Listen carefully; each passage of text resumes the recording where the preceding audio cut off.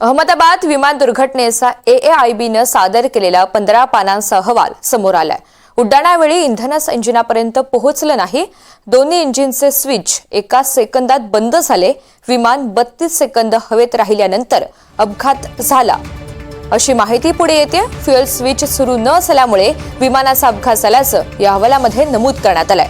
सरकारी संस्था aircraft accident investigation ब्युरोनं हा अहवाल एअर इंडियाला सुपूर्द केला। नेमकं त्या 32 सेकंदामध्ये काय झालं ज्याचा उलगडा आता समोर आलेला आहे, आपण पाहूयात।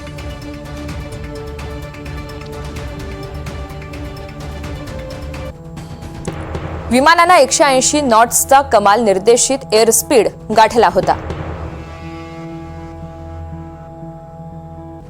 इंजिन 1 इंजिन 2 चे इंधन कट ऑफ स्विच रन वरून कट ऑफ स्थितीपर्यंत पोहोचलं, ज्यामुळे इंजिनमध्ये इंधन येणं बंद झालं।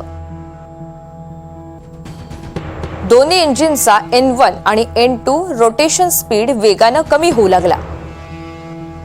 इंजिन रिलाइट करण्याचा प्रयत्न झाला, परंतु तो अयशस्वी ठरला।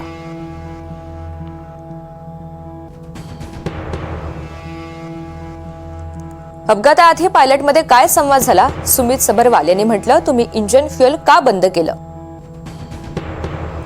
त्यावर क्लाइव्ह कुंदरने उत्तर दिलं, मी काही केलं नाही।